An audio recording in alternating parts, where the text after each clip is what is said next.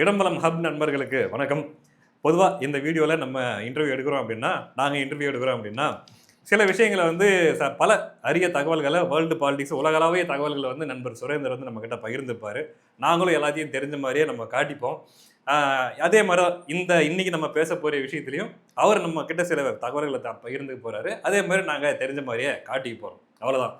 என்ன அப்படின்னா, இந்த ஏஐ தொழில்நுட்பம் நம்ம கேள்விப்பட்டிருப்போம். ஆர்டிஃபிஷியல் இதை பற்றி நிறைய பேர் நிறைய விதமாக சொல்லிட்டு இருக்காங்க. இதனால் நல்ல வளர்ச்சி இருக்குது, முன்னேற்றம் இருக்குது அப்படின்ட்டு ஒரு தரப்பு சொன்னாலும், இதனால் மனிதர்களுடைய வேலை வாய்ப்புகளுக்கு ஆபத்துகள் இருக்குது, எம்ப்ளாய்மெண்ட்ஸை வந்து ஏஐ வந்து ரீப்ளேஸ்மெண்ட் பண்ண போகுது அப்படிங்கிற மாதிரியான ஆபத்துகள் இருக்குதுன்னு நிறைய பேர் சொல்லிட்டு இருக்கிறாங்க. இப்படி இருக்கக்கூடிய சூழ்நிலையில் திடீர்னு ஒரு தகவல் என்ன அப்படின்னா, ஆரக்கிள் அப்படின்ற ஒரு கம்பெனி கேள்விப்பட்டிருப்பீங்க மேக்சிமம்.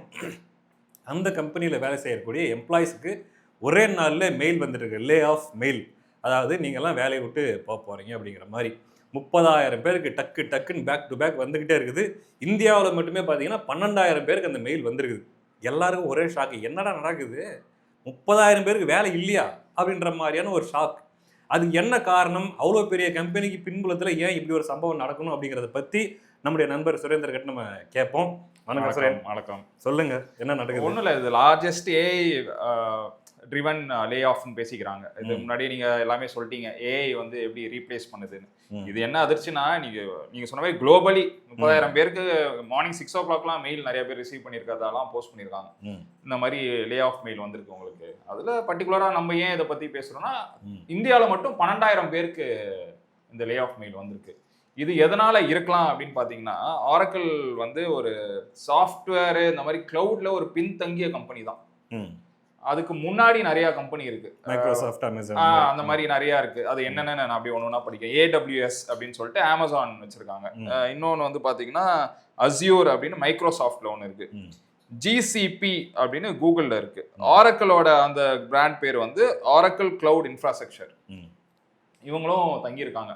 இது ஆரக்கிள் ஏன் பண்றாங்கன்னு பேசப்படுதுன்னா, இவங்களுக்கு போட்டியா நம்ம இல்லாம இருந்தோம்னா நம்ம காணாமலே போயிடுவோம் அப்படிங்கிறதுனால இவங்க அந்த OCI வந்து ஒரு பெரிய இன்வெஸ்ட்மெண்ட்ல ஒரு ஏஐ இன்ஃப்ராஸ்ட்ரக்சர்ல ஒரு பிளான்ட் பில்ட் பண்ணலாம், இன்வெஸ்ட் பண்ணலாம்னு சொல்லிட்டு பிளான் பண்ணியிருக்காங்க. இது வந்து பாத்தீங்கன்னா ரொம்ப பெரிய அமௌண்ட், $156 பில்லியன் வந்து பிளான் பண்றதா பேசிக்கிறாங்க. அது வந்து ரொம்ப பெரிய அமௌண்ட். அது இல்லாம இன்னும் என்ன சொல்லப்படுதுன்னா, இந்த 2026 ஸ்டார்டிங்லேயே 45,000 பேரை வந்து குளோபலி இந்த மாதிரி டெக் இண்டஸ்ட்ரியில இருந்து ரிமூவ் பண்ணிட்டாங்க. குளோபலி, வெறும் ஆரக்கிள்னு இல்லை, குளோபலாவே வேற கம்பெனிஸ்ல இருந்து ரிமூவ் பண்ணிட்டாங்க. ஒரு சின்ன ஒரு கேள்வி, ஏஐ வந்து ரீப்ளேஸ் பண்றதுக்காக ரிமூவ் பண்றாங்களா அல்லது இவங்களுக்கு ஏஐ டெக்னாலஜி தெரியலன்றதுக்காக ரிமூவ் பண்ணாங்களா? ரெண்டுமே. இன்னொன்னு, இப்போ நம்ம அப்கிரேட் பண்ணிட்டே இருக்கணும்ல. இப்போ நம்ம இந்த யூடியூப்ல பேசணும்னாலும் நம்ம டெய்லி அப்கிரேட் பண்ணிட்டே இருப்போம். ஒரே விஷயத்த பேசாம இதை வந்து எப்படி மாத்தி பேசலாம், இதை எப்படி கன்வெர்ட் பண்ணலாம், என்ன இன்புட்ஸ் வைக்கலாம், இதெல்லாம் நம்ம உதாரணத்துக்கு நான் சொல்றேன். அதே மாதிரி இந்த மாதிரி கம்பெனிஸ்ல என்ன பண்றாங்க, பேசிக்கா நீ படிச்ச தவிர இப்போ இந்த நியூ ட்ரெண்டுக்கு ஏற்ற மாதிரி நீ என்ன சாஃப்ட்வேர் கத்துக்கிற அப்படின்னு பாக்குறாங்க. ஸோ நீங்க அப்கிரேட் பண்ணிக்கணும். இந்த ட்ரெடிஷ்னல் டெக்னாலஜிலாம் இருக்குல்ல, அந்த ஒர்க் மட்டும்தான் உங்களுக்கு தெரியும். அடிஷ்னலா உங்களோட ரெஸ்யூமே நீங்க வந்து அப்கிரேட் பண்ணல, நீங்க எதுவுமே கத்துக்கலன்னா உங்க வேலை பாதிக்கப்படலாம். அதுக்கு இது ஒரு உதாரணம் தான். சரியா? இன்னொன்று சமீப ரீசெண்ட் டேஸ்ல கூட பாத்தீங்கன்னா, யூடியூப்ல நம்ம பாக்குற வீடியோஸ்ல கூட ஆட்ஸ் நிறைய, ஈவன் மாரிதாஸ் அவர்களுடைய பாத்துருப்பீங்க, ஏஐ கத்துக்கங்க, ஃப்ரீயா சொல்லி கொடுக்குறாங்க, இத்தனை நாள் ட்ரைனிங் அப்படின்ட்டு. நமக்கு சில நேரத்துல தோணும், நம்ம எதுக்கிட்ட ஏஐ அதை தெரிஞ்சுட்டு நான் என்னடா பண்ண போறேன். இன்னும் சொல்ல போனா பேசிக்கா அதை பத்தியான ஒரு பேசிக் நாலேஜ் இருந்தால் நம்ம கத்துக்கலாம். நமக்கு ஒண்ணுமே தெரியாது அப்படின்றப்ப சில நேரத்தில் நமக்கு பயமாயிரும். எங்க ஒருவேளை நாளைக்கு யூடியூப்பை கூட நம்ம ஏஐ மாதிரி ஆளுங்களை உட்கார வச்சு போட்டு நம்மளுக்கெல்லாம் வேலை இல்லாமல் போயிருமோ அப்படிங்கிற மாதிரியான சில டவுட்லாம் இல்ல. அது உண்மைதான். ஏஐங்கிறது வெறும் இந்த டெக் இண்டஸ்ட்ரியில மட்டும் இல்ல, எல்லாருமே கத்துக்கலாம். ஒரு நம்ம வேலைக்கு ஏத்த மாதிரி ஏஐ, அந்த ஏஐ வச்சுட்டு நம்ம என்னென்னலாம் யூஸ் பண்ண முடியும். உதாரணத்துக்கு சாட் ஜிபிடி, இந்த பெர்ப்ளெக்சிட்டி, இந்த மாதிரி நிறைய இருக்கு. இன்ஃபர்மேஷன்லாம் அதுல நிறைய வருது. ஸோ நம்ம இப்போ என்ன பண்றோம், நியூஸ் பேப்பர்ல இருந்து நிறைய எடுக்கிறோம். அந்த நியூஸ் பேப்பரை வந்து அது உண்மையா இல்லையாங்கிறது இந்த சாட் ஜிபிடி கேட்குறோம். நான் நிறைய வாட்டி பண்ணுவேன் அது. இது வந்து எனக்கு ஆத்தென்டிக் நியூஸா அப்படின்னு. ஸோ அதுக்கெல்லாம் அது யூஸ் ஆகுது. அது மட்டும் இல்லாம ஏஐ வச்சு நீங்க என்னென்னமோ பண்ணலாம். வீடியோஸ்ல நிறைய பிக்சர்ஸ் கொண்டு வரலாம். ஏன்னா இப்போ ஒரு சில காப்பிரைட்டட் இமேஜஸ்லாம் நீங்க யூஸ் பண்ண முடியாது, உங்களுக்கு வந்து ஸ்ட்ரைக் வந்துடும். ஸோ ஏஐ வச்சு நீங்க மாத்தலாம் அந்த இமேஜ், சிமிலர் இமேஜ் ஏஐ பேஸ்டா இருக்கும். நமக்கு தெரிஞ்ச ஏஐ டெக்னாலஜி சாட் ஜிபிடி, நம்ம போட்டோவை கொடுத்து சாட் ஜிபிடி எனக்கு ஒரு 6 பேக் வச்சு கொடு அப்படின்னு கேட்க தெரியும். அவ்வளவுதான் நமக்கு தெரிஞ்சு ஏஐ. போட்டோஸ் பேக்ரவுண்ட் இல்ல பாத்தீங்களா, அது கூட யூஸ் ஆகுதுல. அந்த மாதிரி எல்லாத்துக்கும் இப்போ இந்த ஒராக்கிள் என்ன பண்றாங்கன்னா, இவங்களுக்கு ஒரு பெரிய இன்வெஸ்ட்மெண்ட் வேணும். இந்த இன்வெஸ்ட்மெண்ட்டை எம்ப்ளாயியை ரிமூவ் பண்ணி அந்த இன்வெஸ்ட்மெண்ட்டை சேர்த்து வச்சு அவங்க ஏஐ இன்ஃப்ராஸ்ட்ரக்சர்ல செலவு பண்றாங்க. இதுதான் நியூஸ். எனக்கு வந்து அது கன்ஃபார்மா இல்லையான்னு தெரியல, ஆனா பார்க்கும் போது அப்படிதான் தெரியுது. ஏஐல இன்வெஸ்ட் பண்றாங்க. ஸோ இது எப்படின்னா, அவங்க வந்து ஒரு வருஷத்துக்கு $8 to $10 billion வந்து இதுக்கு தேவைப்படுது, சேவ் பண்றாங்க. ஸோ இந்த எம்ப்ளாயிஸ்லாம் நம்ம ரிமூவ் பண்ணிட்டா இந்த பர்டிகுலர் அமௌண்ட்டை வந்து நம்ம ஏஐல இன்வெஸ்ட் பண்ணி அதை இன்னும் நம்ம பவர்ஃபுல்லா கொண்டு போகலாம். அவங்க லாஜிக் என்னன்னா, நம்ம பின்தங்கி இருக்கோம். நம்மளுக்கு முன்னாடி ஒரு 3 பேர் நல்லா ஓடிட்டு இருக்காங்க. நம்ம இப்போ இதை பண்ணாம விட்டோம்னா நம்ம இல்லாமலே போயிடுவோம் அப்படின்னு சொல்லிட்டு அந்த ஓசிஐ ரொம்ப நல்லா பண்ணிட்டு இருக்கு. ஸோ அவங்க வந்து அவங்களோட ஏஐ டெக்னாலஜி அந்த சிஇஓ என்ன பண்றாரு, அவர் நிறைய பெட் பண்றாரு. இந்த மாதிரி நான் வந்து பெரிய லெவல்ல நான் பண்ண போறேங்கிறதுனால அவருக்கு நிறைய இன்வெஸ்ட்மெண்ட்ஸும் வருது. உதாரணத்துக்கு ஓப்பன் ஏஐ, கோஹியர் அண்ட் XAI இந்த மாதிரி ஏஐ நிறுவனங்கள்லாம் அவர் வந்து டீல் சைன் பண்றாரு. இவர் இது சைன் பண்றதுக்கு முன்னாடி என்ன இருக்கு, பேங்க் பேக்கப் பண்ணல உங்களுக்கு. இந்த ஏஐ இன்வெஸ்ட்மெண்ட்டுக்கு பேங்க் கிட்ட போய் அந்த மாதிரி ஏதோ அப்ரோச் பண்ணலாம்னா பேங்க்குக்கு நம்பிக்கை இல்லை. இவங்களை நம்பி இவ்வளோ பெரிய அமௌண்ட் $158 billion எங்கேயோ இருக்கு. இவங்க கிட்ட இருந்து ரெக்கவர் இப்ப பேங்க் பொதுவா எப்படி பண்ணும், உங்களோட சம்பாத்தியத்தை பார்த்து தான் அது ஃபிக்ஸ் பண்ணும். இவங்க வருஷ கணக்குல இவங்களுக்கு மைனஸ்ல இருக்கு. அவங்களுக்கு இவங்க கிட்ட இருந்து ரெக்கவர் பண்ண முடியுமான்னு தெரியல. ஸோ அதனால இவர் என்ன பண்றாரு, இது என்ன ஐடியா இவங்க ஒராக்கிள் கம்பெனி பண்ணுன்னா, எம்ப்ளாயிஸ் கிட்ட இருந்து தான் நம்ம இதை எடுக்கணும் அப்படின்னு முடிவு பண்றாங்க. ஸோ அதை எடுக்கிறாங்க. பிளஸ் இவங்களோட இந்த ஓசிஐ வந்து ரேப்பிடா டெவலப்பும் ஆகுது. ஏன்னா சாதாரணமாக அவங்களோட கம்பீட் பண்றதுனால இவங்களும் நல்லா ரேப்பிடா டெவலப் ஆகிறாங்க. அதனால தான் இவங்களுக்கு இந்த ஸ்பான்சர்ஷிப் இந்த டீல்லாம் சைன் பண்ணியிருக்காங்க மற்ற ஏஐ கம்பெனிஸ் கிட்ட இருந்து. ஒராக்கிள் என்ன சொல்றாங்கன்னா, அவங்க வந்து டெக்சாஸ்ல அது என்ன இடம்னு பார்த்தீங்கன்னா ஐபிலின் அப்படின்னு சொல்லிட்டு ஒரு இடத்துல வேர்ல்ட்லே லார்ஜஸ்ட் ஏஐ இன்ஃப்ராஸ்ட்ரக்சர் வந்து பில்ட் பண்றதா சொல்லியிருக்காங்க உலகத்திலே. ஏன்னா பாருங்க, ஏன்னா இவங்க வந்து இவங்கெல்லாம் டேக் ஓவர் பண்ணிட்டு ஃபர்ஸ்ட் இடத்துக்கு வரணும்னா ஏதாவது பெருசா பண்ணி ஆகணும்ல. அதனால இவங்க என்ன பண்றாங்க, அந்த இடத்துல நாங்க பில்ட் பண்ண போறோம். இன்னொன்னு என்ன பேசப்படுதுன்னா, இந்த ட்ரெடிஷ்னல் சாஃப்ட்வேர்ஸ்லாம் இருக்குல்ல. உதாரணத்துக்கு என்ன மாதிரினா, இந்த Oracle sales role, support teams, middle management, இதெல்லாம் வந்து பேசிக்கான வேலை. இந்த வேலையை என்ன பண்றாங்களா, அது ஏஐ பண்ணுது. அதனால உங்களோட தேவைகள் வந்து எங்களுக்கு இப்போ வந்து படலை. நீங்க இன்கேஸ் இது வந்து 30,000 பேரை வேலையை விட்டு தூக்குறாங்கன்னா ஒரே எதிரியா அந்த வேலையே இல்லைன்னு, அதுக்கு பதிலாக அவங்க என்ன பண்றாங்க, டிரான்ஸ்ஃபார்ம் பண்றாங்க. ஸோ ஏஐ இன்ஜினியர்ஸை ரெக்ரூட் பண்றாங்க.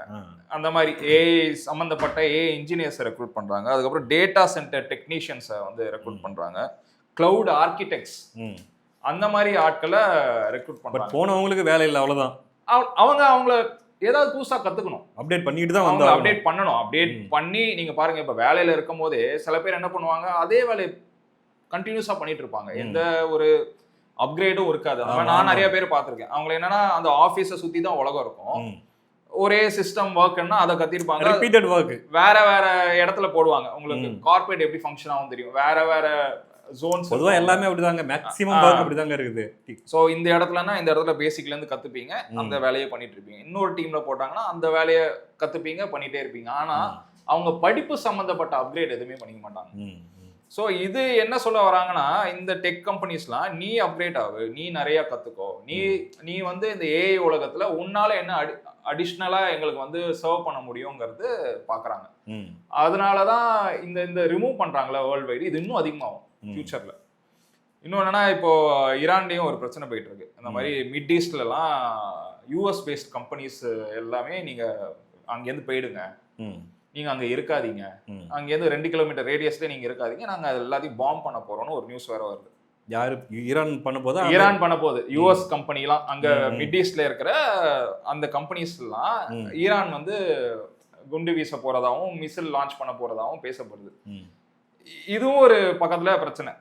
சரி, ஆல்ரெடி நேச்சுரலாவே இவங்க என்ன பண்றாங்க, ஏஐ இன்ஃப்ராஸ்ட்ரக்சர் பில்ட் பண்ண லே ஆஃப் பண்ணிட்டு இருக்காங்க. பத்தாத்துக்கு இது வேற ஒரு சைடு. ஸோ குளோபலி டெக் சம்பந்தப்பட்ட கம்பெனிஸ்லாம் என்ன பண்ண போறாங்க, இது வந்து ஃபியூச்சர் வந்து டிஃபிகல்ட்டா இருக்க போகுது அவங்களுக்கு. இப்போ அந்த எம்ப்ளாயிஸ்க்குலாம் அல்ல அந்த ஃபீல்டில் இருக்கக்கூடிய முக்கியமாக இதுதான் என்னுடைய வாழ்வாதாரம் அப்படின்னு நம்பிக்கிட்டு வேலை செஞ்சுருக்காங்க பார்த்தியா? கரெக்டாக சொன்னீங்க. அவங்களுக்குலாம் நீங்கள் என்ன சொல்ல வரீங்க? இல்லை, நான் என்ன சொல்ல வரேன், கம்பெனி ஓன் பண்ணிலாம் நிறைய பேர் வேலை செய்வாங்க 15 வருஷம் 20 வருஷம். நான் என்னமா சொல்ல இல்ல வரேன்? ப்ரோ, நான் கேக்குறேன் ஜஸ்ட் இதை பத்தி பரவாயில்ல கேக்குறேன். சொல்லுங்க. இப்போ வந்து ஒரு சிலர் நிறைய நாள் அந்த கம்பெனில வேலை செஞ்சிருப்பாங்க, எம்ப்ளாயியா இருப்பாங்க. ம். பட் அவங்களுக்கு கொடுக்கப்பட்ட டாஸ்க்னு ஒன்று இருக்கும். ம், ம். அதை மட்டும் தான் அவங்க ரிப்பீட்டடா எவ்ரி இயர் அந்த இதை மட்டும் பண்ணிக்கிட்டே இருப்பாங்களே தவிர அதுக்கு அடுத்த டெக்னாலஜி அப்படிங்கறத வந்து அவங்க பெருசா மைண்ட்ல போட்டு ஓகே இந்த வேலை எனக்கு கொடுக்கப்பட்டிருக்கு, நான் செய்யறேன், எனக்கு சம்பளம் வருதுன்னு செஞ்சுட்டு இருப்பாங்க. இப்போ இந்த மாதிரி ஒரு ப்ரெஷர் அவங்களுக்கு வரும்போது ஐதர் அவங்களுக்கு 2 வழி இருக்கணும்.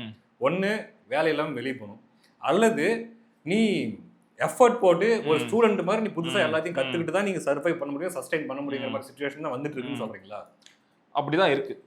உண்மைதான். ஏன்னா இப்போ நான் நிறைய இதை பத்தி பார்க்கும்போது அங்க வேலை செய்யற நிறைய எம்ப்ளாயிஸோட ட்வீட் எல்லாம் நான் படிச்சுட்டு இருந்தேன். இந்த நியூஸ் கீழே அவங்க எல்லாம் போட்டிருந்தாங்க. அதுல ஒரு சில பேர் என்ன சொல்றாங்க, என் தந்தை, என்னோட சொந்தக்காரங்க இவங்கலாம் வந்து 25-30 இயர்ஸ் எல்லாம் வேலை செஞ்சிருக்காங்க.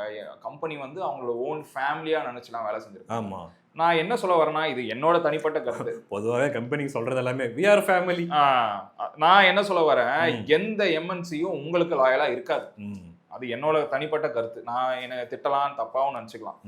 அவனுக்கு பிசினஸ் தான் முக்கியம், அவனுக்கு அவன் அப்கிரேட் பண்றது தான் முக்கியம். அதனால யார வேணாலும் எப்ப வேணாலும் தூக்குவான். நம்ம சின்ன வயசுல இருந்து நிறைய பேர் பேசியிருப்போம். நம்ம வந்து பெரியவங்க சொல்லும் போது சிரிப்போம், கவர்மெண்ட் வேலை மாதிரி வராது. நம்ம என்ன பண்ணுவோம், என்ன கவர்மெண்ட் வேலை, அவன் கொடுக்குற சம்பளத்துக்கு அதை வச்சு என்ன ஓட்ட முடியும். ஆனா நிரந்தரமான வேலை, சரியா, அது வந்து நம்ம அந்த டைம்ல புரிஞ்சுக்கல. இப்பயும் எனக்கு வந்து கவர்மெண்ட் வேலைனா அதுவும் ஒரு சின்ன சர்க்கிள்குள்ளேயே லைஃப் முடிஞ்சிரும் தான் நான் நினைக்கிறேன். ஆனா அவங்க சொல்ல இது அதுக்கான வித்தியாசம் தெரியுதுல்ல. ஒரு கவர்மெண்ட் வேலை சம்பளம் கம்மியா இருந்தாலும் உன்னை வேலையை விட்டுலாம் அவ்வளவு ஈஸியா தூக்க முடியாது. ஆனா எம்என்சி இப்படிதான், அவன் உனக்கு இன்னைக்குமே லாயலாலாம் இருக்க மாட்டான். நீ வந்து until and unless நீ எக்ஸ்ட்ராடினரியா இருந்து நீ இல்லாம அவனால செயல்பட முடியாத இடத்துல நீ இருக்கணும். இதான் மேட்ரு. எந்த வேலையா இருந்தாலும் ப்ரோ, நான் இதுன்னு சொல்லல.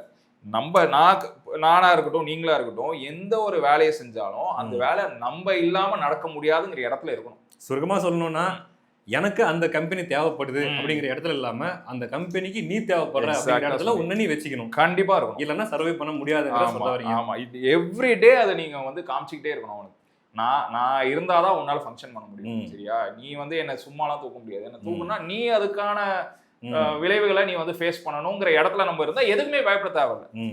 ஸோ அதுக்கு தான் இந்த அப்கிரேட் பண்றது, எவ்ரிடே நம்ம வந்து எல்லாத்தையும் கத்துக்கிறது. மெயினா டெக் கம்பெனிஸ்க்கு, எனக்கு டெக் கம்பெனிஸ் பத்தி பெரிய நாலேஜ் இல்லை. நான் அதாவது எனக்கு இந்த நியூஸ் கிடைச்சது என்னோட புரிதலுக்கு நான் சொல்றேன். இந்த மாதிரி உலகம் போயிட்டு இருக்கு, ஏஐ வந்து நிறைய விஷயத்த டேக் ஓவர் பண்ணிட்டு இருக்கு.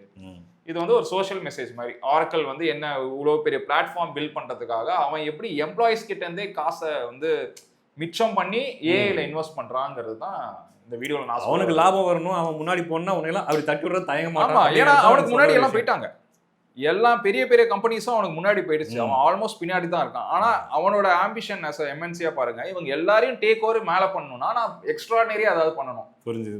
அதுக்கு அவனோட இன்வெஸ்ட்மெண்ட்டே $156 பில்லியன் அவன் டார்கெட் வச்சிருக்கான். ஸோ அதனால அவன் என்ன வேணாலும் பண்ணுவான். Okay bro, right.